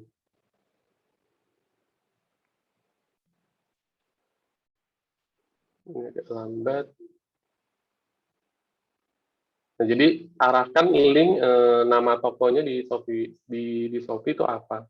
Jadi biar ketika ada websitenya, misalnya ini linknya langsung ke marketplace-nya ini dan masuk ke sini. Ini nih, tokonya nih, langsung ke tokonya. Nah, tokonya ini. Seperti itu, nanti linknya ini yang akan dipasang di websitenya ini ataupun di data ini, di data Google-nya. Jadi itu akan menggiring mereka langsung ke Shopee Food-nya, Shopee seller starter-nya di sini tokonya. Seperti itu. Jadi selain itu juga biasanya pembeli itu akan melihat status tokonya, apakah dia star seller, apakah dia Shopee Mall ataupun dia official store. Nah, di situ. Jadi saling terkait ya. Jadi di situ. Dan ini emang cukup rumit, cukup banyak komponennya. Jadi dari marketplace, terus kemudian ada di Google, kemudian ada di sosial media, kemudian ada di WhatsApp bisnis. Nah, itu kita maintenance-nya banyak. Kemudian tidak kalah lagi, kita juga harus produksi gitu. Nah, itu yang menjadi kehebatan UMKM sebenarnya. Jadi dia bisa menghandle dari A sampai Z. Nah, di sini banyak pelajaran yang emang kita harus dalemin, terutama di platform, ibaratnya kita punya warung baru gitu di digital. Nah, ini yang memudahkan ketika ini kita bergrup kayak desa planner yang akan kita bangun ketika Bapak Ibu memiliki kelemahan di bidang digital ini, maka teman-teman yang lain yang emang bisa didorong untuk ke sana, dan mereka yang akan berperan gitu. Nah, ketika teman-teman dari desa Kaspak ini berperan, kemudian Ibu fokus untuk menginovasi produk sesuai keinginan market. Mungkin itu dari saya. Oke, baik. Terima kasih tanggapannya dari Mas Ilham. Ini saya kira karena kita dibatasi sampai jam 9:30 ya, karena ini perbincangan yang menarik sekali, sebenarnya banyak yang nanya. Tapi kita terbatas oleh waktu, jadi ini terakhir adalah dari tanggapan dari Pak Jos. Monggo silahkan Pak Jos. Oke, terima kasih. Jadi mungkin memang pertanyaan-pertanyaan itu akan selalu muncul ya dari para produsen atau artisan gitu. Bagaimana cara menarik dan segala macam itu akan selalu muncul. Tapi tadi beberapa disampaikan Mas Ilham tadi, memang itu juga Mas Ilham mungkin ingat betul ya, cara itu pernah dilakukan pertama kali, termasuk pionirnya data teknologi, si Jack Ma waktu bikin Alibaba dulu, namanya belum Alibaba waktu itu. Itu juga melakukan itu juga. Jadi mereka seolah masang nanti dibeli sendiri itu waktu itu, supaya ada trust terhadap marketplace. Oh ternyata aku masang di marketplace ini, tapi ini bicara marketplace ya. Marketplace ini ternyata ada kok yang beli gitu. Itu ternyata begitu. Jadi sampai numpuk, kata Jack Ma itu, numpuk di gudang kami itu numpuk, terus tidak tahu ini buat apa gitu loh. Dan akhirnya itu yang menjadi pengembangan mereka di bidang yang awal-awal itu. Tapi kalau boleh, karena berkaitan dengan Kaspak ini kan sebenarnya kan mungkin semangatnya kan bagaimana sih uang yang berputar di desa itu bisa berputar di dalam desa gitu ya. Jadi mirip-mirip dengan semangat yang digadang-gadang di BUMDes juga kan, bagaimana sih makanya bikin assessment kan BUMDes, pembelanjaan pulsa berapa. Yang agak rajin membuat assessment tuh Panggung Harjo salah satunya. Pembelian daging berapa gitu. Deterjen berapa, dapat angkanya, terus kemudian mereka ternyata kebutuhannya muter uangnya segini ya. Terus gimana ini caranya supaya kita bisa merangkul pasar itu? Jadi kalau bagi saya mungkin gini ya, untuk di kalangan pasar desa sendiri, dari desa untuk desa itu salah satunya, artinya kan banyak persaingan, kayak tadi kasusnya kita bicara melinjo ya. Di Zoom sebelah tadi ngomongan ngancang bawang, jadi melinjo itu sayangnya banyak. Jadi kan bagaimana supaya para produsen melinjo ini kemudian membuat satu inovasi dari melinjo gitu, yang membuat yang berbeda. Dan itu nanti kita jualan workshop di situ, cooking class lah apa, dan bisa kerjasama dengan teman-teman. Kayak di Bangun Jiwo kita punya chef yang asalnya dari Jawa Barat tapi di Bangun Jiwo punya restoran juga. Nah, mungkin juga ini kolaborasi bersama ini akan menumbuhkan satu semangat baru juga ya. Itu kalau kita bicara tentang tingkatan desa. Nah, nanti dari tingkatan desa itu tentunya kan kita bicara online, orang-orang yang sekarang kan semuanya pegang gadget ya. Nah, itu kan bisa kita mintain tolong juga. Waktu itu saya sempat sampaikan di pelatihan kita, waktu itu saya sempat bilang bahwa desa Prender ini pesertanya berapa? 30 orang. Dari 30 orang ini kita bisa di rolling untuk saling mengunjungi. Sempat kita inisiasi, Mas Sayo, sekalian laporan Pak Dudi juga. Waktu itu ngumpul di tempatnya Mbak Mur. Terus datang waktu itu 3 orang atau 4 orang. Sakjane kan waktu itu saya mengusulkan supaya datang, tahu tempatnya, motret, terus nulis di Google, bikin review di situ. Jadi kalau kita udah punya 30 review sebenarnya, 29 lah gitu kan. Paling tidak seperti itu kan, akan ngangkat rating juga. Tapi diantem aja sih, kayak kami sendiri di Rumijo kami merasa belum kuat di bidang digital ya, tetapi kekuatan kami itu ternyata membangun komunitas. Memang tadinya awalnya kami kan dari gerakan komunitas, dan kemudian muncul seperti ini. Kayak kemarin misalnya, tiba-tiba ada yang respon ke kami lewat lewat Instagram itu, saya dari Bekasi, saya mau pengen burger tempenya gimana? Repot saya, kalau burger tempe nggak bisa dikirim gitu kan. Saya solusinya adalah ya berarti Mas beli patty tempenya aja, nanti burger bannya bisa di situ, tapi bisa dikreasikan atau patty tempe juga bisa dibuat lauk. Nah terus kemudian saya nanya, tahu kita dari mana ya? Ini yang saya kaget. Saya tahu burger tempenya Rumijo dari Jakarta Vegan Community. Saya tidak pernah bersentuhan dengan mereka gitu loh. Itu yang saya kaget, kok bisa ya? Kok mereka merekomendasi terus kemudian ada yang ke kita gitu. Ini saya nggak tahu algoritmanya dari mana gitu loh. Mungkin Mas Ilham lebih paham. Tapi saya pikir memang bagaimana kita bisa melakukannya dengan berbeda, dengan cara yang berbeda itu selalu begitu. Kalau dulu kan zaman dulu kan dikasih nama ATM, gamati tiru modifikasi. Nah, bahasa simpelnya apa yang bisa kita lakukan dengan cara yang berbeda. Kayaknya kemarin juga Mas Ilham juga menyampaikan di materi yang kemarin setelah saya baca-baca lagi itu ada yang yang permasalahan yang ada di organisasi personal bisnis itu dengan dipecahkan atau dengan melakukan sesuatu yang berbeda gitu. Mungkin tambahannya itu saja Mas Cahyo, mohon maaf kalau ada yang salah. Matur nuwun. Nggak ada yang salah kok ini Pak Jos. Malah ini masukan yang menarik sekali ya dari Pak Jos ya. Jadi memang perlu adanya saling gotong royong lah untuk bisa memberikan membangun kepercayaan tadi gitu ya, dengan saling memberikan review usaha temennya misalnya seperti itu. Nah, nanti ini bagus sekali nanti untuk bisa kita aplikasikan atau terapkan di pemasaran toko desa yang sudah nanti kita rintis bersama nanti. Satu lagi nih Mas Ilham dari Bu Sari, ini masih penasaran nih Mas lewat chat ini.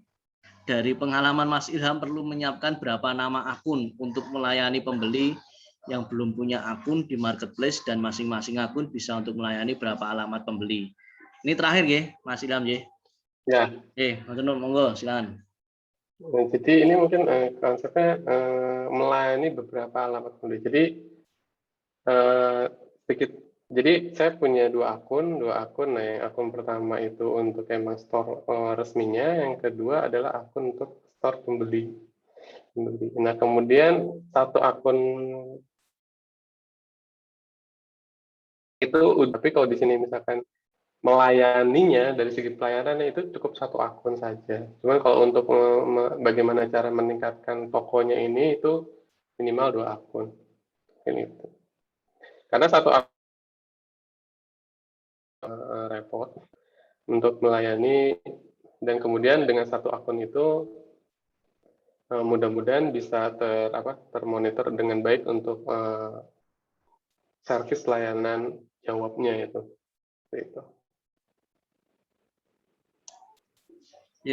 Cukup ya. Itu tanggapan dari Mas Ilham, mudah-mudahan bisa membantu untuk Bu Sari. Baik Bapak Ibu sekalian yang saya hormati, berhubung waktu sudah menginjak malam hari, saatnya kita sudah mungkin mulai harus merefresh pikiran kita gitu ya, melakukan ritual-ritual untuk menuju hari esok gitu. Jadi terima sekali. Ini tadi menarik sekali diskusinya, mungkin banyak yang ingin bertanya karena mohon maaf sekali padahal karena sing takon ya. Kayak kita ya. Mohon maaf sekali tidak bisa karena terbatas oleh waktu, dan terima kasih sekali juga yang sudah bergabung pada forum diskusi pada malam hari ini. Kita berdiskusi berbicara banyak mengenai digitalisasi UMKM ya. Jadi sudah dikupas tuntas oleh Mas Ilham dan teman-teman Bapak Ibu sekalian tadi bagaimana pentingnya digitalisasi UMKM apalagi di era sekarang. Lebih-lebih sekarang kita lagi di masa pandemi ini, kita dituntut untuk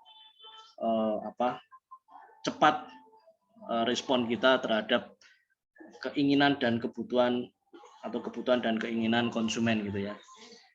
Baik, apabila ada salah-salah kata dari saya, mohon maaf, dan sekali lagi kami sampaikan terima kasih yang sebesar-besarnya kepada Mas Ilham Munggara selaku narasumber pada malam hari ini.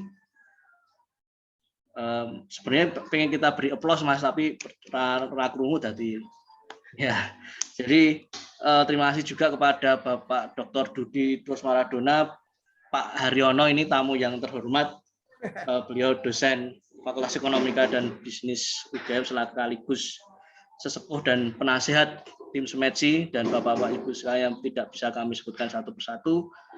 Kita akan berjumpa kembali pada minggu depan dengan ngobrol mungkin tema yang lain yang lebih menarik dan narasumber yang berbeda juga. Dan tentunya moderatornya berganti ya, enggak bosen. Mas Latif, yang gitu, rasa kalian alasan, kudu ganti moderator. Larang aku. Oke, waktu saya kembalikan kepada Mas Latif. Matur nuwun sangat. Assalamualaikum warahmatullahi wabarakatuh. Waalaikumsalam warahmatullahi wabarakatuh. Terima kasih Bung Cahyo, laporan dari Pantura sudah diterima di Studio 1. Berhubung waktu sudah menunjukkan pukul 21.38, ini kita harus cukupkan. Sekali lagi saya mewakili tim pelaksana menghaturkan banyak terima kasih atas partisipasi Bapak-bapak, Ibu-ibu sekalian.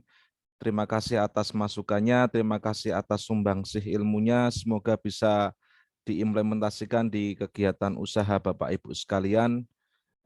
Apapun yang terjadi di masa pandemik ini, kita tetap bisa bertahan, tetap bisa hidup, tetap bisa bersenang-senang. Sampai jumpa di pertemuan selanjutnya. Banyak salahnya dari saya dalam mengantarkan acara pada malam hari ini. Saya mohon maaf yang sebesar-besarnya. Sekali lagi terima kasih dan sampai jumpa minggu depan. Salam sehat, tetap hidup, tetap semangat. Matur nuwun. Assalamualaikum warahmatullahi wabarakatuh. Waalaikumsalam warahmatullahi wabarakatuh.